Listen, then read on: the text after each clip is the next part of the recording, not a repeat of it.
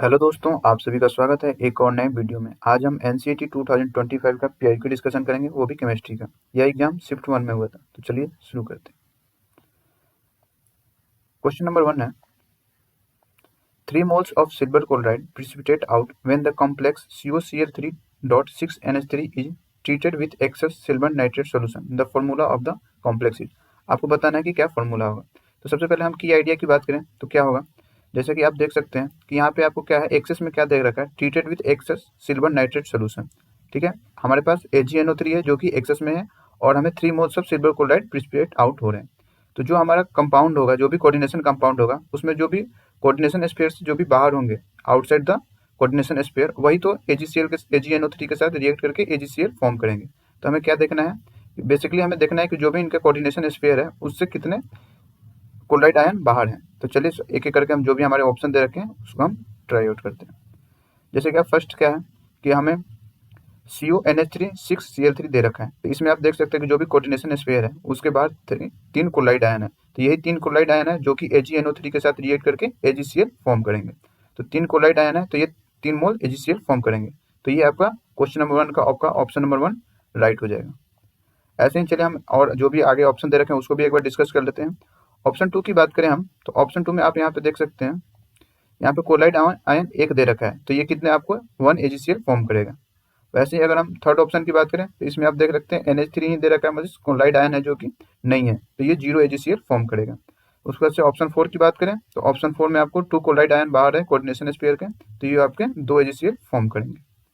इसी के साथ अगर हम बात करें क्वेश्चन नंबर 1 का, तो आपका ऑप्शन नंबर 1 राइट हो गया, क्योंकि इसमें 3 क्लोराइड आयन बाहर थे तो 3 AgCl फॉर्म हो गया। यही हमें बोल रहा था कि 3 moles of silver chloride precipitate out होने चाहिए। चलिए हम नेक्स्ट क्वेश्चन पर चलते हैं, क्वेश्चन नंबर 2। क्वेश्चन नंबर 2 है in Wilkinson synthesis the ether is prepared by. आपको बताना है कि विल्किंसन कैटलिस्ट में जो ईथर है वो कैसे प्रिपेयर होता है। जैसे कि आपको पता होगा विल्किंसन ईथर सिंथेसिस जो कि न्यूक्लियोफिलिक सब्स्टिट्यूशन मैकेनिज्म के थ्रू होता है। तो उसमें क्या होता है कि कंसेप्ट की बात करें तो इसमें क्या होगा, आपको एक एल्कोक्साइड आयन होगा जो कि OR नेगेटिव, जो कि अटैक करेगा एल्काइल हैलाइड पे। ठीक है, और एफिशिएंट रिएक्शन होने के लिए क्या होनी चाहिए, अल्कलाइड हैलाइड जो कि प्राइमरी मतलब फर्स्ट 1 डिग्री की होनी चाहिए, और जो टर्शरी हैलाइड होती है वो अंडरगो क्या होती है, वो एलिमिनेशन के थ्रू जाती है। तो ऐसे ही अगर हम बात करें तो रिएक्शन ये किस मैकेनिज्म के थ्रू जाएगी, तो ये जाएगी हमारी SN2 मैकेनिज्म के थ्रू। तो अगर हम रिएक्शन की बात करें तो क्या हो जाएगा, आपकी एल्कोक्साइड आयन और RX जो कि SN2 रिएक्शन के साथ जा रही है, जो आपकी फॉर्म करेगी। तो अगर हम ऑप्शन की बात करें तो आपका ऑप्शन कौन सा हो जाएगा, SN2 और आपकी क्या है प्राइमरी 1 डिग्री। तो अगर हम क्वेश्चन नंबर 2 की बात करें तो आपका ऑप्शन नंबर 4 राइट होगा। चलिए नेक्स्ट क्वेश्चन पर चलते हैं, क्वेश्चन नंबर 3। क्वेश्चन नंबर 3 क्या है, यहाँ पे दे रखा है identify P and Q in the following reaction sequence. Means आपको यहाँ पे बताना है कि P और Q क्या क्या फॉर्म होंगे। तो सबसे पहले अगर हम स्टार्टिंग मटेरियल की बात करें तो हमारी स्टार्टिंग मटेरियल क्या है, वो है बेंजोनाइट्राइल। तो बेंजोनाइट्राइल का अगर हम फॉर्म की बात करें तो C6H5 जो कि बेंजीन है, और C111N जो कि नाइट्राइल हमें अटैच है। उसके बाद से बात करें हमें रिएजेंट क्या दे रखा है, NaHgC2H5OH जो हमारा रिएजेंट दे रखा है। तो ये क्या है, ये हमें क्या करना होगा, इसके थ्रू क्या होता है, जो भी हमारा प्राइमरी एमीन है ये CN नाइट्राइल होकर क्या फॉर्म करेगा, रिडक्शन होगा और हमें क्या फॉर्म करेगा, प्राइमरी एमीन। तो हम चलिए इसका रिएक्शन में देखते हैं। तो रिएक्शन की बात करें तो क्या होगा, C6H5CN है जो कि आपका बेंजोनाइट्राइल है। उसके साथ अगर हम इसकी रिडक्शन कराते हैं तो रिडक्शन होगा तो क्या होगा, आपका C6H5CH2NH2 मतलब प्राइमरी एमीन फॉर्म हो जाएगा।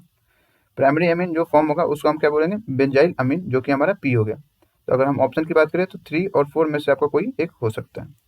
उसके बाद से हमें क्या दे रखा है, जो भी हमारा P है उसको हम किससे ट्रीट कर रहे हैं, HNO2 एक्वस। तो HNO2 एक्वस क्या करेगा, आपका जो भी है रिएक्शन करेगा 1 डिग्री एलिफेटिक एमाइन से विथ नाइट्रस एसिड। तो जब ये रिएक्ट करेगा तो आपका क्या फॉर्म होगा, C6H5CH2OH, और साथ में आपका नाइट्रोजन गैस निकल जाएगी। तो ये क्या हो जाएगा, आपका एक बेंजाइल अल्कोहल। तो अगर हम Q की बात करें तो वो आपका हो जाएगा बेंजाइल अल्कोहल। तो ऑप्शन की बात करें क्वेश्चन नंबर 3 की, तो आपका ऑप्शन नंबर 4 राइट होगा। चलिए नेक्स्ट क्वेश्चन पर चलते हैं, क्वेश्चन नंबर 4। क्वेश्चन नंबर 4 है the enantiomer of the given compound X. आपको बताना है कि जो कंपाउंड दे रखा है इसका एनंशियोमर क्या होगा। तो आपको पता ही होगा एनंशियोमर क्या होता है, जो कि non super imposable mirror image होता है, मतलब मिरर इमेज होगा और नॉन सुपर इम्पोजिबल होता है, उसी को हम क्या बोलते हैं, एनंशियोमर बोलते हैं।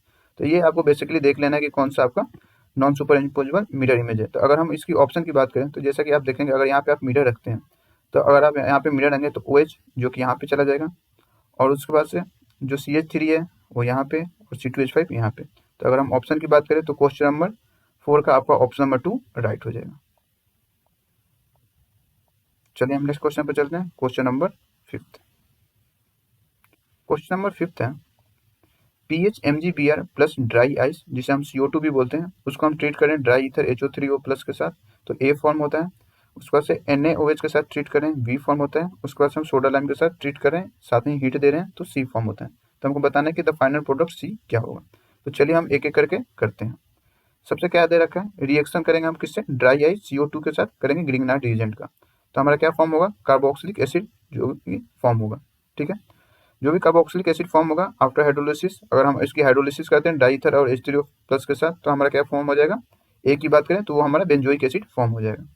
उसके बाद से हमें बेंजोइक एसिड फॉर्म हो गया, इसको हमें क्या करना है, NaOH के साथ रिएक्शन करानी है। तो अगर हम NaOH के साथ रिएक्शन करेंगे तो Na पॉजिटिव OH निगेटिव होगा, और ये बेंजोइक एसिड के साथ ट्रीट करेंगे तो हमें क्या मिलेगा, एक सोडियम साल्ट मिलेगा। सोडियम साल्ट की बात करें तो क्या हो जाएगा आपका PHCOO Na पॉजिटिव। जैसा कि रिएक्शन आप यहाँ पे देख सकते हैं, PHCOOH plus Na positive react करेगा तो आपका बन जाएगा सोडियम साल्ट जो कि PHCOO Na। ये हो गई आपकी बी, जिसे हम सोडियम बेंजोएट बोलते हैं। अब इसको हमें क्या करना है, सोडा लाइम के साथ हमें ट्रीट करना है। तो सोडा लाइम क्या करता है, वो डिकार्बोक्सिलेशन करता है। तो उस चलिए हम इसका रिएक्शन भी देख लेते हैं। सोडा लाइम के साथ अगर हम आप इसको ट्रीट करते हैं तो क्या आपका बन जाएगा, PHH मीन्स आपका बेंजीन बन जाएगा, क्योंकि जो भी आपका है डिकार्बोक्सिलेशन होकर आपका एक बेंजीन फॉर्म हो जाएगा। तो अगर हम सी क्वेश्चन नंबर 5 की बात करें तो जो प्रोडक्ट C फॉर्म होगा वो क्या फॉर्म होगा, आपकी बेंजीन। तो क्वेश्चन नंबर 5 का आपको ऑप्शन नंबर 3 राइट हो जाएगा। चलिए हम नेक्स्ट क्वेश्चन पर चलते हैं, क्वेश्चन नंबर 6। क्वेश्चन नंबर 6 है a metal M forms an octahedral complex Ml6 3 negative with ligand L having magnetic moment 4.89 Bohr magneton. The correct combination of metal and ligand respectively is। अब आपको बताना है कि हमें क्या चाहिए, 4.89 बोर मैग्नेटॉन, हमें क्या चाहिए, मैग्नेटिक मूवमेंट चाहिए। और जो भी हमारे ये मैग्नेटिक है, मेटल है, और जो भी लिगेंड है उसका क्या कॉम्बिनेशन होना चाहिए वो हमें देखना है। तो सबसे पहले अगर हमें मैग्नेटिक मूवमेंट फाइंड करना है तो उसका फॉर्मूला होता है, वो तो आपको पता ही होगा, क्या होता है, √n × n+2, ये आपका फॉर्मूला होता है, जिसमें n की वैल्यू क्या होती है, n होती है आपकी नंबर ऑफ अनपेड इलेक्ट्रॉन्स। तो सबसे पहले क्या करेंगे, हम एक एक करके जो भी है ऑक्सीडेशन स्टेट फाइंड करेंगे हर मेटल की, तभी तो हम फाइंड कर पाएंगे कि उसका कितना नंबर ऑफ अनपेड इलेक्ट्रॉन है। तो अगर हम सबसे पहले बात करें ऑप्शन 1 की, जो है मैग्नीज और क्लोराइड। ठीक है, तो इसमें देखेंगे मैग्नीज का क्या होता है, एटॉमिक नंबर 25 होता है, जिसका इलेक्ट्रॉनिक कॉन्फ़िगरेशन 325 4s2 होता है। तो सबसे पहले क्या करेंगे, हम क्लोराइड आयन है तो हम क्या करेंगे, मैग्नीज का ऑक्सीडेशन स्टेट फाइंड करेंगे।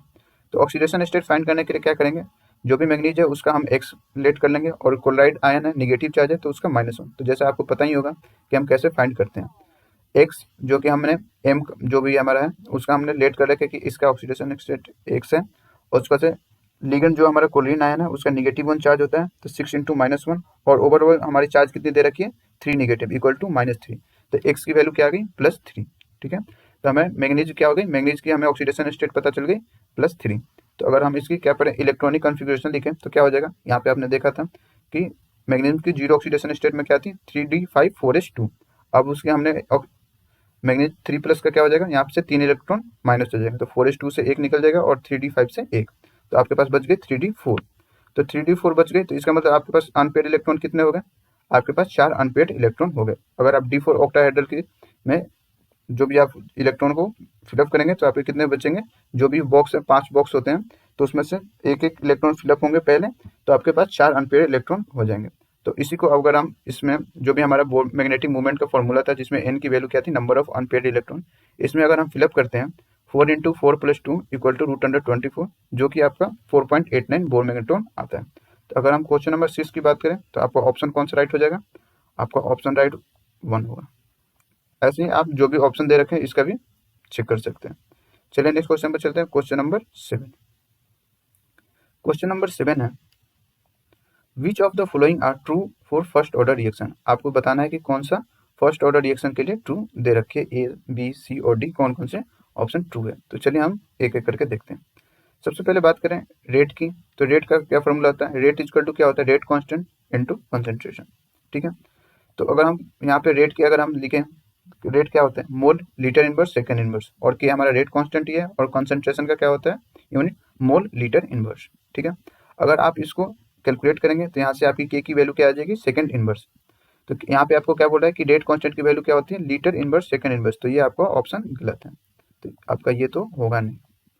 उसके बाद से बात करें क्या दे रखा है सेकंड की, graph of log r by r naught versus t is a straight line passing through origin. तो जैसा कि आपको पता ही होगा फर्स्ट ऑर्डर इंटीग्रेटेड इक्वेशन क्या होती है, log r by r naught equal to minus k 2.303 into T. तो यहाँ पे आपको ध्यान में वाली देने बात क्या है कि यहाँ पे निगेटिव होती है, जो कि क्या होगी, ये क्या स्ट्रेट लाइन होगी लेकिन पास करेगी ओरिजिन से, और निगेटिव स्लोप होगी। तो इसमें क्या होगा आपका, यहाँ पे आप देख सकते हैं यहाँ पे दे रखा है कि ग्राफ ये है जो कि straight line passing through origin, लेकिन उसने ये मेंशन नहीं किया कि ये एक निगेटिव स्लोप होगी, तो ये भी आपका ऑप्शन क्या होगा, रॉन्ग होगा।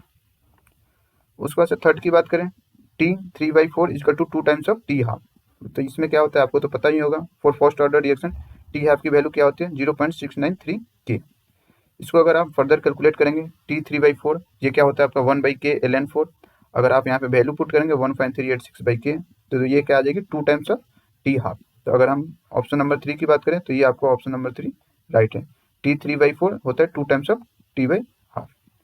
उसके बाद से अगर हम बात करें डी ऑप्शन की, डी ऑप्शन क्या दे रखा है, artificial radio active DK of unstable nuclei follow first order kinetics. ये तो सरासर सही बात है कि जो भी रेडियो एक्टिव डीके होती है वो ऑलवेज फॉलो करती है फर्स्ट ऑर्डर काइनेटिक्स, या नेचुरल या आर्टिफिशियल जो भी होती है। तो ये भी आपका ऑप्शन सही है। तो अगर हम इसमें से ऑप्शन चूज करें तो कौन कौन सा हो जाएगा हमारा, सी और डी। तो क्वेश्चन नंबर 7 की बात करें तो आपका ऑप्शन नंबर 4 राइट है। चलिए हम नेक्स्ट क्वेश्चन पर चलते हैं, क्वेश्चन नंबर 8। क्वेश्चन नंबर 8 है, match the list 1 with list second. आपको लिस्ट 1 में कार्बोहाइड्रेट दे रखे हैं और लिस्ट 2 में उसके हाइड्रोलिसिस प्रोडक्ट क्या है वो। ये अगर आपने एनसीईआरटी को बहुत लाइन थ्रू पढ़ा होगा तो ये आप क्वेश्चन को कर सकते हैं, क्योंकि ये सारी चीजें एनसीईआरटी में लाइन बाय लाइन दे रखी है। ठीक है, तो सबसे पहले क्या करते हैं कि सुक्रोज की अगर हम हाइड्रोलिसिस करते हैं तो क्या होता है, alpha D glucose plus beta D fructose form होता है। तो ये अगर हम ए की बात करें तो ये आपका कौन जाएगा, ए का 4। उसके बाद हम बात करें माल्टोज की, तो माल्टोज क्या करता है, अगर माल्टोज की अगर हम हाइड्रोलिसिस करते हैं तो 2 अल्फा डी ग्लूकोज फॉर्म करता है। तो अगर हम बी की बात करें 2 अल्फा डी ग्लूकोज, तो बी का आपका हो जाएगा फर्स्ट। उसके बाद हम सी की बात करें लैक्टोज, तो लैक्टोज क्या करता है, वो ग्लैक्टोज प्लस ग्लूकोज फॉर्म करता है। तो अगर हम सी की बात करें लैक्टोज, तो ग्लैक्टोज प्लस ग्लूकोज, अगर हम सी की बात करें तो क्या होगा, ग्लैक्टोज प्लस ग्लूकोज, तो सी का थर्ड। उसके बाद लास्ट हमारा क्या बन जाता है, हमारा बच गया सेलुलोज, तो सेलुलोज क्या फॉर्म करता है, बीटा डू ग्लूकोज, तो डी का आपका क्या हो जाएगा सेकंड। तो अगर हम ऑप्शन की बात करें तो हमारा ऑप्शन क्या हो जाएगा, ए का फोर्थ, बी का फर्स्ट, सी का थर्ड एंड डी का सेकंड। तो हमारा क्वेश्चन नंबर 8 का ऑप्शन नंबर 4 राइट हो जाएगा। चलिए हम नेक्स्ट क्वेश्चन पर चलते हैं, क्वेश्चन नंबर 9। क्वेश्चन नंबर 9 है, match the list 1 with list second. आपको लिस्ट 1 दे रखे हैं property of first row transition metal, और लिस्ट 2 दे रखे हैं 3D एलिमेंट। ये भी सारी चीजें जो भी डाटा दे रखा है ये भी आपकी एनसीईआरटी से ही गो थ्रू हो रखा है, जो भी डायग्राम वगैरह या जो भी टेबल फॉलो हो रखे हैं, मैं उसकी आपको क्लिप दिखा देता हूँ जिससे आप रिलेट कर पाए कि आपको क्या की चीजें पढ़नी चाहिए। जो भी डायग्राम वगैरह है उसमें जो भी डाटा दे रखे हैं उसको आपको एक बार ध्यान देना चाहिए। तो चलिए हम सबसे पूछे क्या पूछ रखा है, हाईएस्ट मेल्टिंग पॉइंट। तो हाईएस्ट मेल्टिंग पॉइंट की बात करें 3D एलिमेंट में, तो यहाँ पे आप देख सकते हैं यहाँ पे सबसे हाईएस्ट किसकी है, क्रोमियम की। तो अगर हम ए की बात करें तो ए का क्या हो जाएगा थर्ड। ठीक है, उसके बाद से मैक्सिमम ऑक्सीडेशन स्टेट, ये तो आपने पढ़ा ही होगा, मैक्सिमम ऑक्सीडेशन स्टेट किसकी होती है, मैग्नीज की, तो बी का 4, बी का 4। उसके बाद से बात करें हाईएस्ट इंथैल्पी ऑफ एटोमाइजेशन, तो जैसा कि आप देख सकते हैं ये सारी जो भी मैंने यहाँ पे पिक्चर लगा रखा है सारी एनसीईआरटी का ही पिक्चर है। आप जब भी एनसीईआरटी पढ़ें तो इन सब डाटा पे जरूर ध्यान दें। ठीक है, अगर हम डी की बात करें हाईएस्ट इंथैल्पी ऑफ एटोमाइजेशन, तो यहाँ पे आप देख सकते हैं इंथैल्पी ऑफ एटोमाइजेशन किसकी हाईएस्ट है, तो यहाँ पे आप देख सकते हैं, यहाँ पे आप देखेंगे कि वेंडियम की सबसे ज्यादा हाईएस्ट है। तो अगर डी की बात करें तो डी का फर्स्ट। तो अगर हम ऑप्शन की बात करें तो क्या हो जाएगा आपका ऑप्शन, ए का थर्ड, बी का 4, सी का सेकंड एंड डी का फर्स्ट, मीन्स आपका ऑप्शन नंबर 2 आपका राइट हो जाएगा। चलिए हम नेक्स्ट क्वेश्चन पर चलते हैं, क्वेश्चन नंबर 10। क्वेश्चन नंबर 10 है, the electrode reaction at anode in fuel cell is given as. आपको बताना है कि जो भी इलेक्ट्रोड रिएक्शन होता है एनोड पे जहाँ पे ऑक्सीडेशन होता है इन फ्यूल सेल क्या होगा। तो अगर हम बात करें की कंसेप्ट की, जो भी इलेक्ट्रोकेमिकल सेल में आपको ध्यान देने वाली बात क्या है कि जो भी एनोड होता है वहाँ पे क्या होता है ऑक्सीडेशन होता है, और जो भी कैथोड होती है वहाँ पे क्या होती है आपकी रिडक्शन होती है। उसके बाद से एनोड की बात करें ऑक्सीडेशन ऑफ हाइड्रोजन, तो इसमें क्या होगा आपका जो भी H2 गैस है प्लस 4OH एक्वस वो आपकी ऑक्सीडेशन होगी, जैसा कि आप यहाँ पे रिएक्शन के थ्रू देख सकते हैं। तो अगर हम ऑप्शन की बात करें कहाँ पे ऑक्सीडेशन हो रहा है एनोड की कौन से रिएक्शन में, तो 2H gas plus 4OH negative 4H2O यहाँ पे आप देख रहे हैं ऑक्सीडेशन हो रहा है। तो अगर हम क्वेश्चन नंबर 10 की बात करें तो आपका ऑप्शन नंबर 1 राइट होगा। चलिए नेक्स्ट क्वेश्चन पर चलते हैं, क्वेश्चन नंबर 11। क्वेश्चन नंबर 11 है for the reaction A plus 2B gives C following observation were made at 300 Kelvin। आपको क्या बताना है, the overall order of the reaction. तो सबसे पहले आपको रेट की जो भी एक्सप्रेशन होती है वो आप लिख लेंगे, क्योंकि यहाँ पे क्या है इनिशियल कंसंट्रेशन ए और बी की दे रखी है।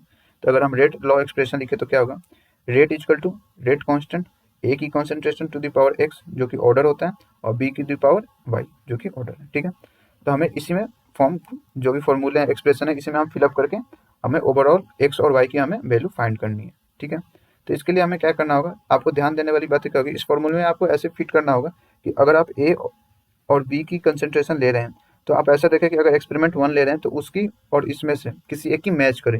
जैसे कि आप देख सकते हैं अगर हम फाइंड करना चाहते हैं एक्स की वैल्यू फाइंड करना चाहते हैं तो हम एक्सपेरिमेंट 1 और एक्सपेरिमेंट 2 को कंपेयर करेंगे।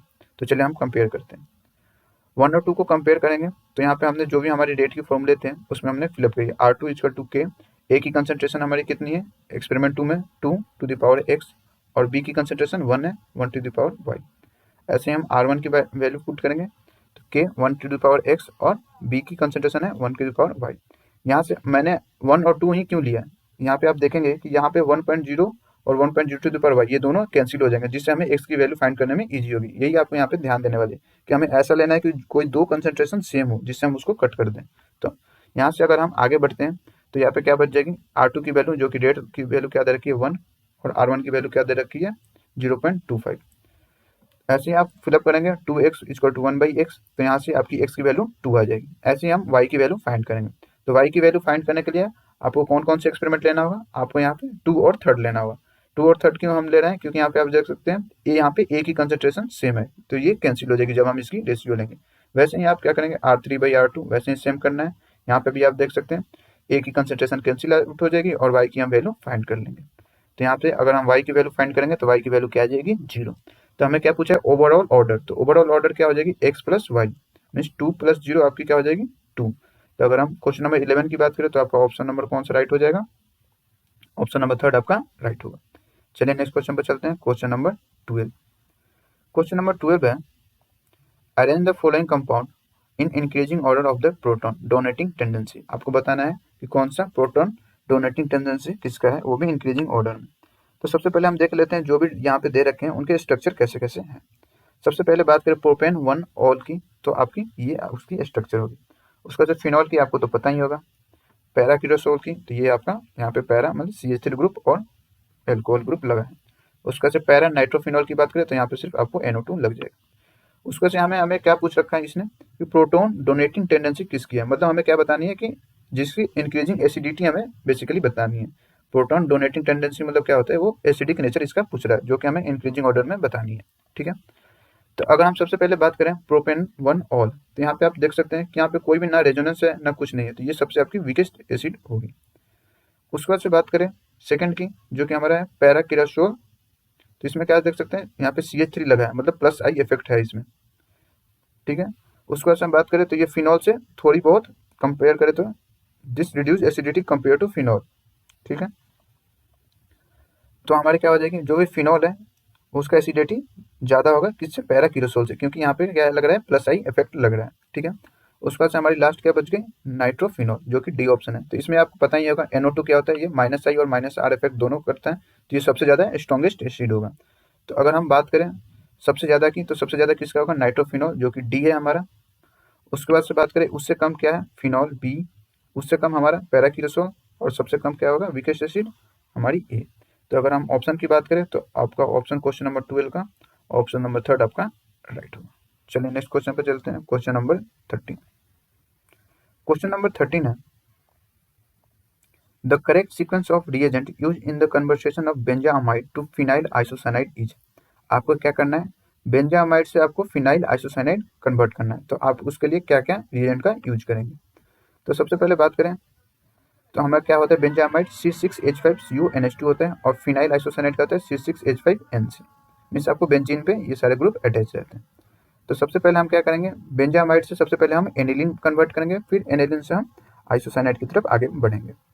तो उसके लिए हमें क्या करना होगा, बेंजामाइड से एनिलीन बनाने के लिए हमें होपमैन ब्रोमाइड रिएक्शन का यूज करना होगा, जो कि आपका क्या होता है, जो कि आपका होता है Br2KOH।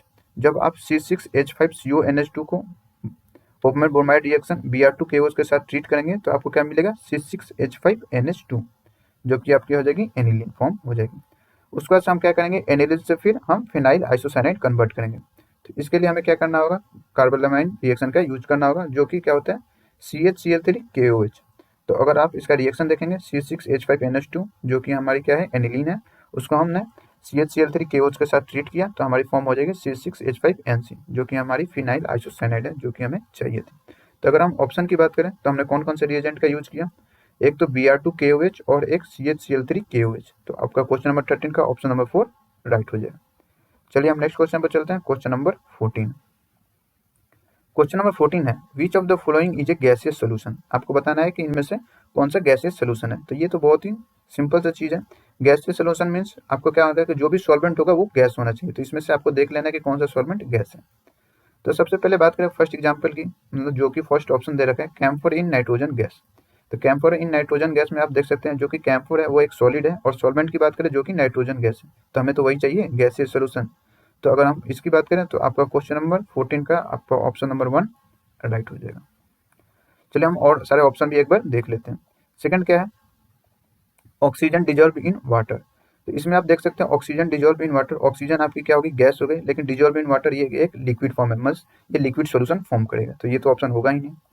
थर्ड की बात करें एमेलगम ऑफ मरकरी विथ सोडियम। तो यहाँ पे हम देखेंगे तो एमेलगम और मरकरी दोनों सोडियम क्या है, ये एक सॉलिड है, तो यहाँ पे सॉलिड सोल्यूशन फॉर्म होगा।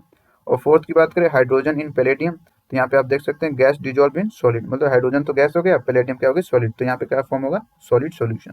तो अगर हम क्वेश्चन नंबर 14 की बात करें तो क्वेश्चन नंबर 14 का आपका ऑप्शन नंबर 1 राइट होगा। कैम्फोर एक सॉलिड है जो कि नाइट्रोजन गैस में डिजॉल्व हो रहा है जो कि गैस है, तो ये कैसे फॉर्म करेगा, एक गैसीय सोल्यूशन फॉर्म करेंगे। चलिए नेक्स्ट क्वेश्चन पे चलते हैं, क्वेश्चन नंबर 15। क्वेश्चन नंबर 15 है which of the following statement are true for Daniel cell. आपको बताना है कि कौन सा ऑप्शन सही है डैनियल सेल के लिए। यहाँ पे आपको जो भी ऑप्शन दे रखे हैं इनमें से आपको बताना है। तो सबसे पहले हम अगर हम बात करें, आपने डैनियल सेल पढ़ा रखा होगा इलेक्ट्रोकेमिकल चैप्टर में, तो वो क्या होता है Zn2+ में कन्वर्ट होता है और कॉपर क्या होता है कॉपर Cu2+ कॉपर रिडक्शन होकर कॉपर में जाता है, जो कि आप यहाँ पे देख सकते हैं डैनियल सेल में जिंक Zn2+ में कन्वर्ट होता है और Cu2+ कॉपर में कन्वर्ट होता है। तो सबसे पहले अगर हम ऑप्शन की बात करें ए की, तो क्या दे रखे हैं oxidation takes place at anode. तो जैसा कि हमने पहले ही बता रखा था, पीछे भी हमने डिस्कस कर रखा है कि इलेक्ट्रोकेमिकल सेल में क्या होता है कि ऑक्सीडेशन कहाँ पे होता है, हमेशा एनोड पे ही होता है। तो this is always true for an electrochemical cell. तो अगर हम ऑप्शन ए की बात करें तो ये तो आपका ऑप्शन ए सही है। उस पर से हम बात करें सेकंड की, यहाँ पे लिख रहा है copper is oxidise to Cu2+ at anode. तो अगर हम इसकी बात करें तो जैसे कि अगर हम देखेंगे डैनियल सेल में, डैनियल सेल की बात करें तो यहाँ पे आप देख सकते हैं Zn है जो कि Zn2+ में हो रहा है ऑक्सीडेशन और कॉपर रिडक्शन हो रहा है कैथोड में Cu2+ से 2 इलेक्ट्रॉन में।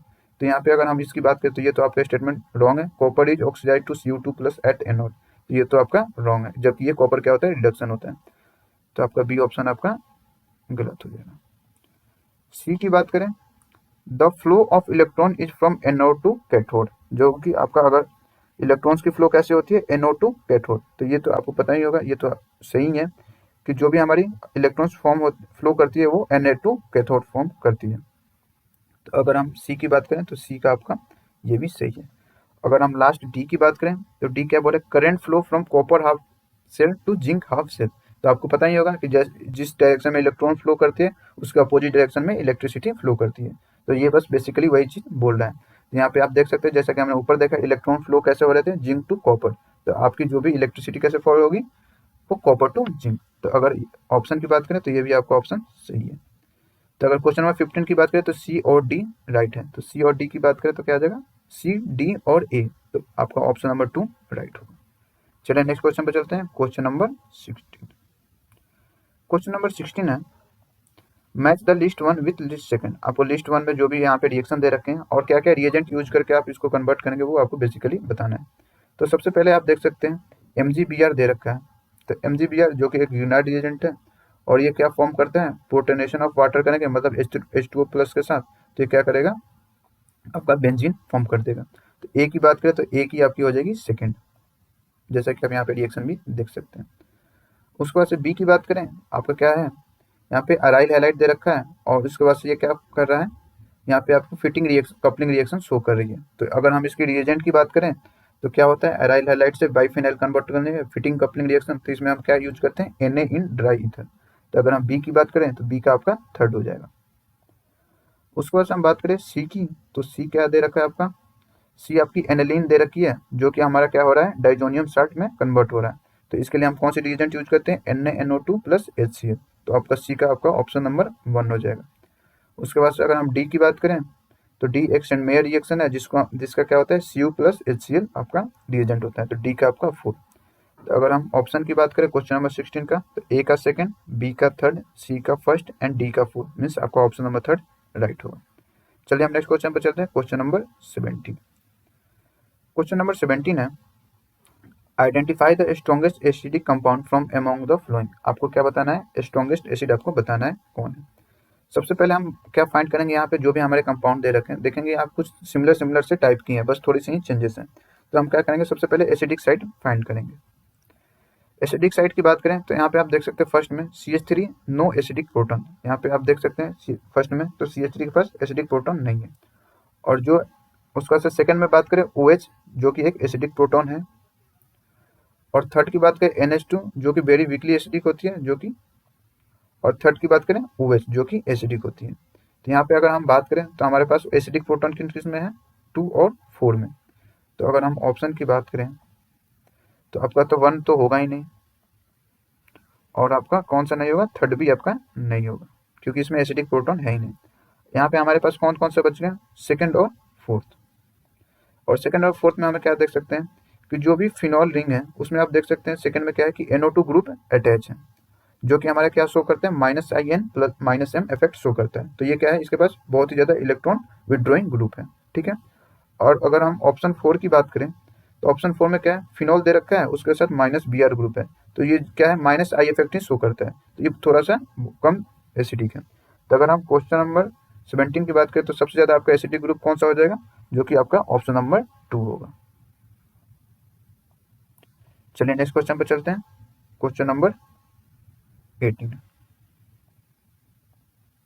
Dash is used as a catalyst in Wacker process. Means आपको बताना है कि वेकर प्रोसेस में कौन सा कैटलिस्ट का यूज होता है। तो आपको पता होगा कि वेकर प्रोसेस में क्या होता है, जो भी इथाइलिन होता है उसको ये ऑक्सीडाइज करके एसिटाल्डिहाइड में कन्वर्ट करता है। तो अगर हम इसकी बात करें कैटलिस्ट की, तो इसमें कौन सी कैटलिस्ट यूज होती है, तो इसमें यूज होती है PdCl2 मीन्स पैलेडियम क्लोराइड। तो चलिए हम इसको रिएक्शन को भी एक बार देख लेते हैं। जैसे कि आप देख सकते हैं C2H4 जो कि हमारा इथाइलिन है, इसको हम कन्वर्ट करते हैं एसिटाल्डिहाइड में, जिसमें आप देख सकते हैं PdCl2 और CuCl2 का भी यूज हो रहा है। तो PdCl2 एक कैटलिस्ट की तरह यूज होता है और CuCl2 एक आपका को कैटलिस्ट की तरह यूज होता है। तो अगर हम क्वेश्चन नंबर 18 के ऑप्शन की बात करें तो आपका ऑप्शन नंबर 2 राइट हो जाएगा। चलिए हम नेक्स्ट क्वेश्चन पर चलते हैं, क्वेश्चन नंबर 19। क्वेश्चन नंबर 19 है, which of the following is a non essential amino acid. Means आपको बताना है कि इनमें से कौन सा नॉन एसेंशियल एमिनो एसिड है। तो सबसे पहले अगर हम नॉन एसेंशियल एमिनो एसिड की बात करें तो जो हमारी बॉडी में सिंथेसाइज हो जाती है उसे हम नॉन एसेंशियल एमिनो एसिड कहते हैं, जिसे हमें अपने डाइट के थ्रू नहीं लेना होता। तो अगर हम सबसे पहले की बात करें आर्जिनिन, तो ये आपका क्या है, ये एक इसेंशियल अमीनो एसिड है। उसके बाद से बात करें लाइसिन, ये भी आपका इसेंशियल अमीनो एसिड है। उसके बाद से साइटिसिन, ये आपका नॉन एसेंशियल अमीनो एसिड है। और लास्ट की बात करें हिस्टाडीन, ये एक इसेंशियल है। तो आपको पूछा है कि नॉन इसेंशियल अमीनो एसिड कौन सा है, तो क्वेश्चन नंबर 19 की बात करें तो आपका ऑप्शन नंबर 3 हो जाएगा, जो कि हमारे बॉडी में सिंथेसाइज हो जाती है। चलिए हम नेक्स्ट क्वेश्चन चलते हैं, क्वेश्चन नंबर 20। क्वेश्चन नंबर 20 है, a catalyst increase the rate of the reaction by. आपको बताना है कि जो भी कैटलिस्ट है वो रेट ऑफ रिएक्शन कैसे इंक्रीज करती है। तो ये दो तरीके से इंक्रीज करती है, एक अल्टरनेटिव रिएक्शन की पाथवे या लोअर एक्टिवेशन एनर्जी। तो चलिए हम देखते हैं कि कौन सा ऑप्शन सही है। फर्स्ट की बात करें अंडरगोइंग परमानेंट केमिकल चेंज, ये तो नहीं होगा। सेकंड क्या दे रखा है, लोअरिंग द एक्टिवेशन एनर्जी। तो हाँ, जो भी कैटलिस्ट होती है वो रेट ऑफ रिएक्शन को कैसे चेंज कर देती है, तो lowering the activation energy. Means question 20 का ऑप्शन नंबर 2 राइट हो जाएगा। चलिए हम नेक्स्ट क्वेश्चन पर चलते हैं। Question number 21। क्वेश्चन नंबर 21 है match the list one with list second. आपको यहाँ पे एक्सप्रेशन दे रखे हैं और जो भी आपकी कोलिगेटिव प्रॉपर्टी है बस आपको उसको मैच करना है। तो अगर हम इसकी बात करें क्वेश्चन नंबर 21 की, तो सबसे पहले बात करें एक्सप्रेशन क्या दे रखा है, P1 equal to Chi1 P1 not. तो ये क्या है, ये आपका रोल्स लॉ है, तो ए का आपका हो जाएगा थर्ड। उसका से बात करें P total equal to P1 plus P2, तो ये क्या है आपकी डाल्टन्स लॉ, तो एक बी का फोर्थ। सी की बात करें P1 not minus P1 by P1 not equal to Chi2, means आपका सी का क्या हो जाएगा relative lowering of vapour pressure. और लास्ट की बात करें, ये तो आपको पता ही होगा, P equal to KH into X, ये एक हेनरी लॉ है। तो अगर हम क्वेश्चन नंबर 21 की बात करें तो आपका ऑप्शन नंबर कौन सा सही होगा, आपका option number third. Question number 22 है arrange the following 0.1 molar aqueous solution in decreasing order of their osmotic pressure, assume complete dissociation of salts. Means आपको क्या बताना है, ऑस्मोटिक प्रेशर आपको कैलकुलेट करना है जो भी दे रखा है।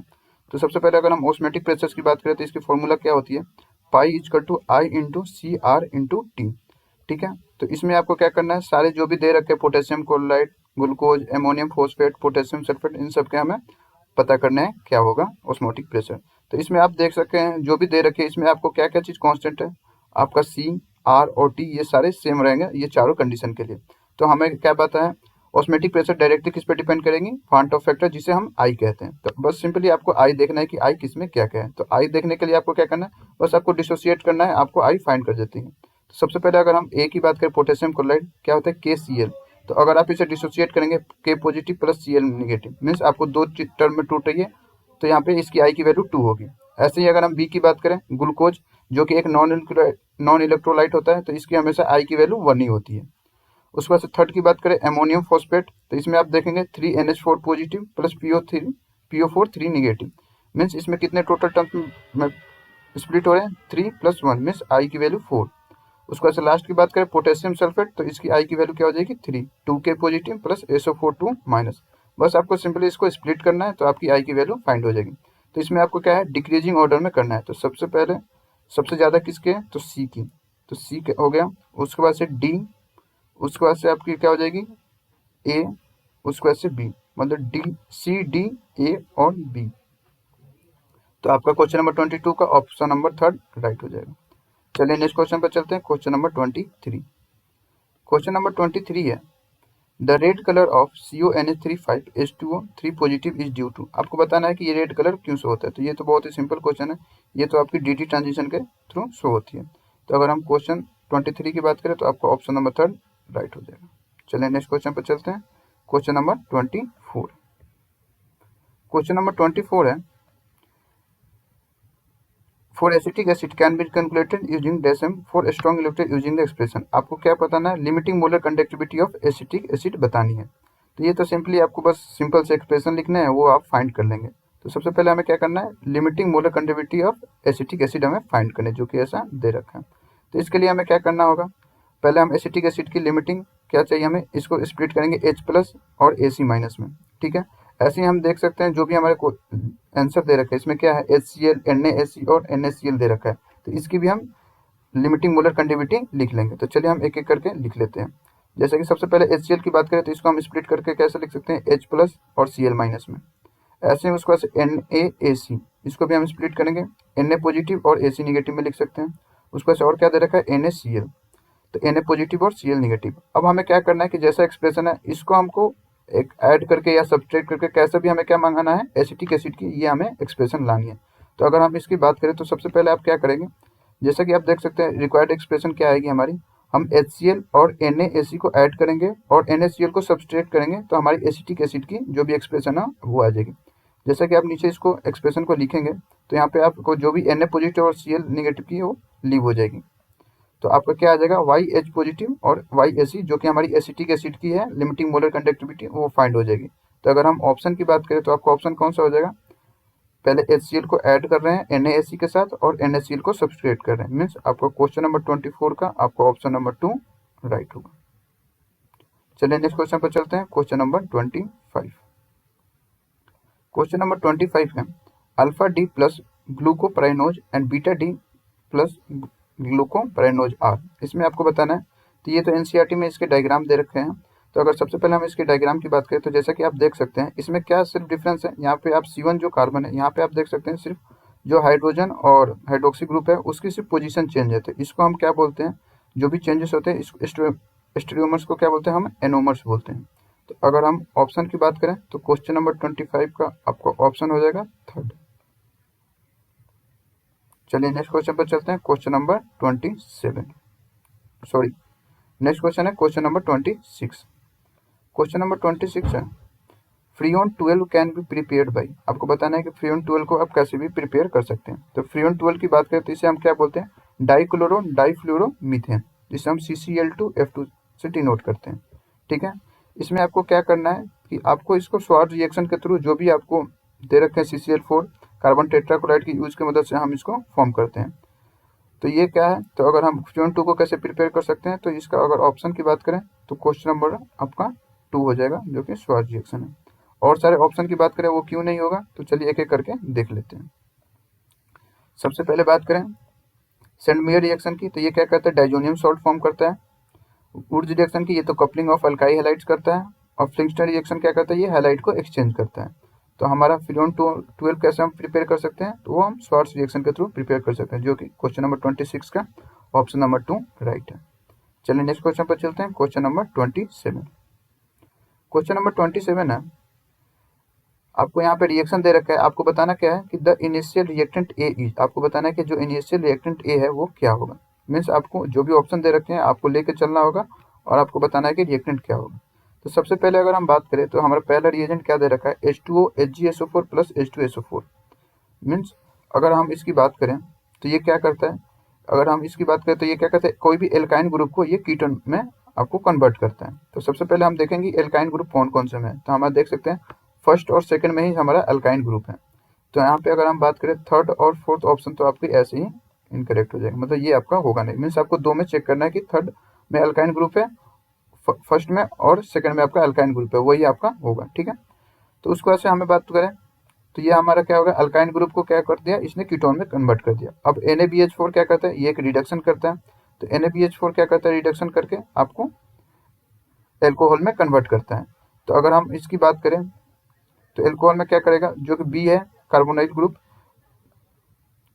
तो वो हमें क्या फॉर्म करेगा, एल्कोहल में हमको फॉर्म कर देगा।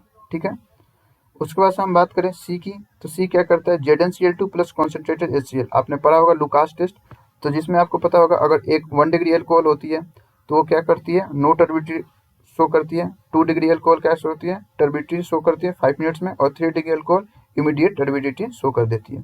तो अब हमें क्या करना है कि हमें अब फाइंड करना है कि कौन 2 डिग्री एल्कोहल फॉर्म करेगा और कौन 3 डिग्री, क्योंकि हमें देखना है कि यहाँ पे क्या लिख रखा है, turbidity appears with in 5 minutes. Means हमें वही 2 डिग्री एल्कोहल चाहिए, तभी हम क्या कर सकते हैं, टर्बिडिटी फाइंड कर सकते हैं विद इन 5 मिनट। तो चलिए देखते हैं कि हम फर्स्ट वाले से या सेकंड वाले से किससे हम 2 डिग्री एल्कोहल को फाइंड कर पाते हैं। तो उसके बाद से हम बात करें तो जैसा कि आप देख सकते हैं ऑप्शन 1 में क्या दे रखा है, इथाइन दे रखा है। तो इथाइन की बात करें तो ये अगर हम पहले हाइड्रेशन करते हैं तो एसिटल्डिहाइड बनेगा। उसके बाद से अगर हम रिडक्शन करेंगे तो 1 डिग्री एल्कोहल आपकी ये फॉर्म कर देगा। तो 1 डिग्री एल्कोहल फॉर्म करेगा, तो जैसा कि हमने देखा था 1 डिग्री तो हमें नहीं चाहिए, ये नो टर्बिडिटी शो करता है, जबकि हमें चाहिए turbidity appear with in 5 minutes. तो चलिए हम सेकंड ऑप्शन पे देखते हैं। सेकंड ऑप्शन की बात करें जो कि हमें प्रोपाइन है, अगर हम इसकी अगर हाइड्रेशन करते हैं तो ये एसीटोन फॉर्म करेगा। उसके बाद से हम अगर इसकी रिडक्शन करते हैं तो ये 2 डिग्री अल्कोहल फॉर्म करेगा, जो कि हमें चाहिए, क्योंकि 2 डिग्री अल्कोहल लुकास टेस्ट के थ्रू हमें टर्बिडिटी देती है 5 मिनट्स में, जो कि हमें चाहिए। तो अगर हम क्वेश्चन नंबर 27 की बात करें तो आपको ऑप्शन नंबर 2 राइट होगा। चलिए नेक्स्ट क्वेश्चन पर चलते हैं, जो कि हमारा लास्ट क्वेश्चन है, क्वेश्चन नंबर 28। क्वेश्चन नंबर 28 है, the reagent di isobutyl aluminium hydride is use to convert. आपको बताना है कि जो डाइबाल H है वो किसके लिए कन्वर्ट में कर सकते हैं। तो सबसे पहले आपको बताना है कि जो भी डाइबाल H होता है ये एक क्या होता है कि सिलेक्टिव रिड्यूसिंग एजेंट होता है, जो कि हमें रिडक्शन करता है एल्डिहाइड स्टेज तक ही। तो चलिए हम एक एक करके ऑप्शन को देखते हैं कि कौन कौन सा हमारा होगा। सबसे पहले क्या दे रखा है, नाइट्राइल्स टू एल्डिहाइड। तो ये तो आपका डाइबाल H सही है, वो क्या करता है एल्डिहाइड तक इसको कर देता है। नाइट्राइल टू एल्डिहाइड ये डाइबाल H के साथ कर देता है। उसके बाद से बात करें एसाइल कोलाइड टू एल्डिहाइड, ये भी आपका सही है, ये भी आपका हो जाता है। उसके बाद से बात करें ईस्टर्स टू एल्डिहाइड, ये भी आपका डाइबाल H के थ्रू एल्डिहाइड तक हो जाता है। लेकिन हम बात करें बेंजीन से टोलिन, तो ये एक आपका this is a Friedel cup reaction, जो कि नॉट अ रिडक्शन। तो अगर हम बात करें कि कौन कौन सा आपका ऑप्शन हो जाएगा डाइबल एज के थ्रू। तो अगर हम ऑप्शन की बात करें ए, बी और सी, तो हम ऑप्शन की बात करें तो क्वेश्चन नंबर 21 का आपका ऑप्शन नंबर 1 राइट हो जाएगा। इसी के साथ हमने केमिस्ट्री के सारे क्वेश्चन को डिस्कस कर लिया। अगर आपको अभी भी कोई डाउट है तो आप कमेंट बॉक्स में डाल सकते हैं। Thank you.